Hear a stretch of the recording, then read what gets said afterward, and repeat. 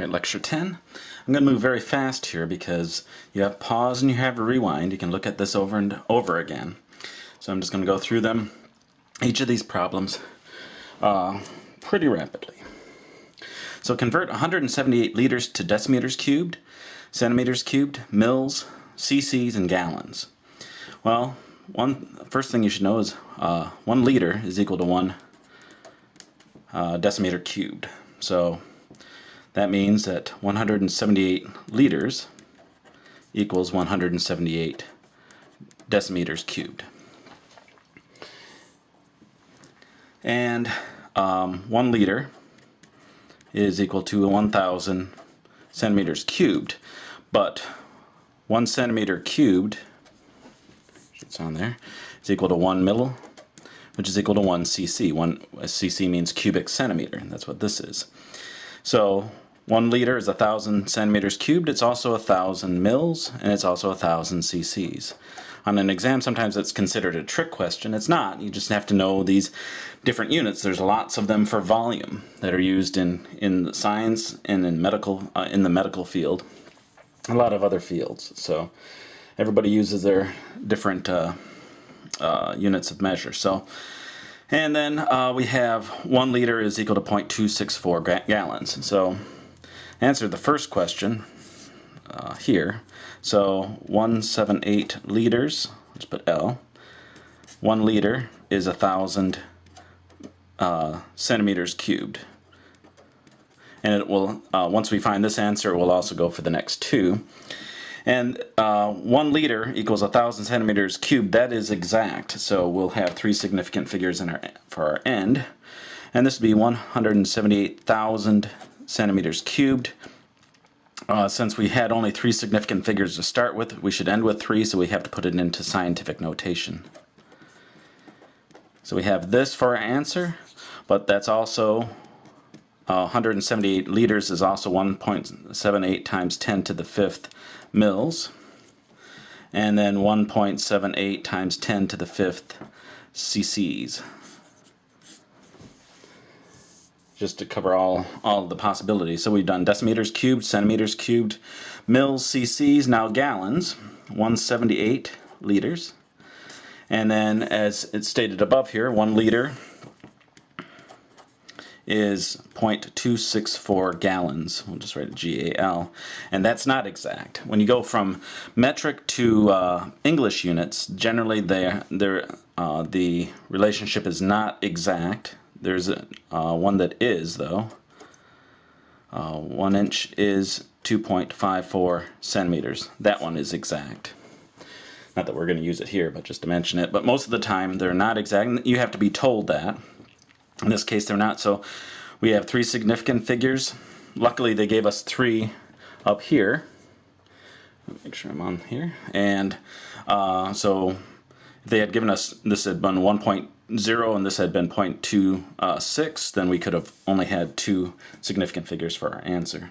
So 178 times 0.264, this comes up to be 46.992, and we only have 3 significant figures, so we're going to have to round it to, well, we'd go here, that's going to turn it, so this would be a little tricky when you have the 9s. Just remember that once you add a 1 here, because we have to, due to this digit, then we have to roll it over to this to the 6 as well. So we end up with 47 gallons.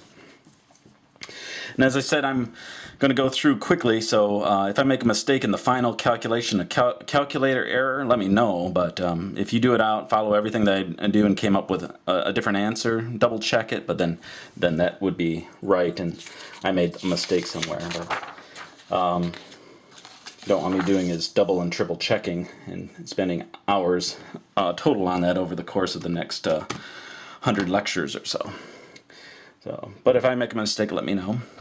All right, now we have, now the volume is a derived unit because we have to make it up from SI units. Volume is taken from length cubed. So, and same for density. Density is taken from mass and volume. So volume was a derived unit. We had to start with length and cube it. So density is a doubly derived unit. And we're going to use this. Density most often has units of grams per mil. But any mass and any volume units can be used. And we're going to kind of switch around with that as we go, just to make sure that I cover every kind of problem that we could potentially see for density. So the first question here, 5 grams of metal is found to have a volume of 0.879 centimeters cubed. What is the density of this metal in grams per mil? Probably the best thing to do is just find the density with the units that they've given us and then convert. This one will be easy, but we have the mass, so 5.00 grams goes on top. The volume is 0.879 centimeters cubed. So 5 divided by 0.879. And we end up with 5.688. We're going to round to 5.69 and grams per centimeters cubed. And we know that centimeters cubed are mils, so we get the same number with different units, and that's what they want. So be careful when they ask for whatever units they want, give those to them. In this case, it was pretty easy to convert. Okay. Now, let's try some different forms here. We have a compound that has a density of 6.11 grams per mil. What is the mass of 1.67 liters? So we're still using this formula, but they've given us the density and they've given us the mass. So they want us, or no, they've given us the volume. They want us to find the mass. So mass, if we rearrange this equation, mass is going to be the density times the volume. If you're ever in doubt, just work it through. Make sure you use the units of measure and you're going to be fine, because it'll let you know if you've made a mistake as you go along. But we're given the density in grams per mil, and then we have to, if we multiply by the volume, we end up with something a little odd looking. We have the grams per mil times liters, so those won't cancel. So you can see that the best thing to do here, I said to wait till the end to change units, but here it's better to change to mils first before we do the calculation.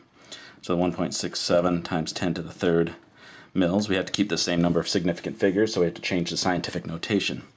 So there's a lot of guidelines that I'm going to give, but depends on the problem. Sometimes it's easier to do a change or manipulation first before we start the calculation. Sometimes it's better to do the calculation and then do the manipulation at the end. Now notice the volume units cancel now. We're left with grams. We wanted mass, so we're good.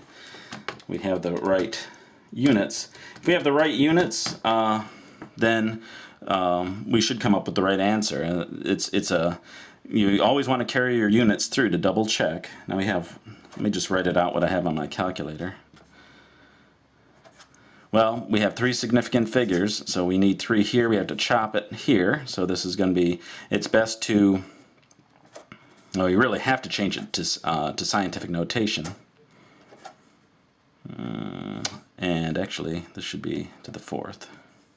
Let me write it again. We have to go out to here, so 1.02. So first we have to get 3 significant figures and then change it to the proper, I was off the page, sorry, to the proper scientific notation. Okay. We have 4. This lecture is going to go over 10 minutes, unfortunately, but I think it's best to have a continuity here, so I'm not going to chop it up. A compound has a density of 7.35 grams per cubic centimeter. What is the volume in mils of 15.3 grams of this compound? So use the same equation again. We're given density, we're given mass, we have to find volume. So if we were to rearrange, put it into this form, and then isolate volume on the other side. Now that's the equation that we want to use. So one thing you should realize is that even though we have this equation and then we can solve for mass and we can solve for volume, it's the same equation. We just manipulated it around a bit, so you should get used to doing that. We have the mass is 15.3 grams. The density is 7.35 grams per cubic centimeter. They want the volume in mils, so once we find, you can see that grams will cancel. Then it's 1 over cubic centimeters, so we should end up with cubic centimeters for our answer. So we have 2.08 cubic centimeters, and that cubic centimeters are also mils. So that's our answer. All right, and then another question we can do, another problem. A compound has a density of 8.88 grams per cubic centimeter. What is the volume in liters of 11.6 kilograms of this compound?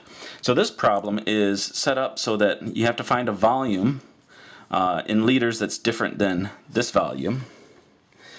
And you have grams here, and you have kilograms. So we got a lot to do. But what we're looking for is volume. So volume is mass over density. And but we need to have the units of mass and density match up. So we have grams here, we have kilograms here. We could change this to grams, or we could change this to kilograms. I usually change this to grams because I just find it a little confusing to do that, to change this to kilograms, since density is generally found in grams per cubic centimeter. But it's up to you. But you need to have the same units of measure. So 11.6 kilograms. 1 kilogram is 1,000 grams, so that's going to be 11,600 grams, or 1.16 times 10 to the 4th grams. And so volume is going to be 1.16 times 10 to the 4th grams divided by 8.88 grams per cubic centimeter. So grams cancel. And there's a cat here. 8.88. 1306.306. No, kitty cat, get out of the way. Then we have 3 significant figures for both. So this is 1.31 times 10 to the 3rd cubic centimeters. And we want that to be the volume to be in liters, so that's going to be 1.31 liters. And I did that conversion pretty quickly, but we've done it before. So a lot of stuff there, but that's about as tough as you can make the problem. Here's another type that comes up where once you find the density, you have to determine if the substance you're dealing with is a particular kind of substance. Happens a lot, where you find the density and you have to determine the substance from a table of densities. Here it's a little easier than that, but same kind of thing. So we have a sample of metal that is thought to be silver is found to have a mass of 15 grams. The volume of the sample is determined by water displacement and is found to be 0.700 mils. Is this likely that this metal sample is silver? The density of the silver is 10.49 grams per cubic centimeter.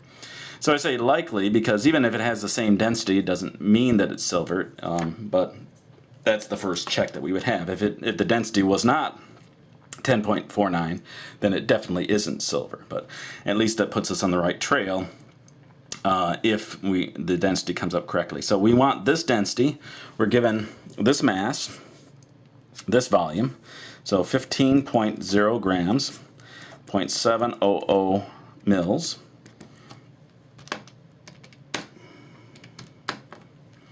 And we come up with 21.4 grams per mil. So we find that 21.4 grams per mil and is equal to 21.4 grams per cubic centimeter. And this does not equal 10.49 grams per cubic centimeter, not silver.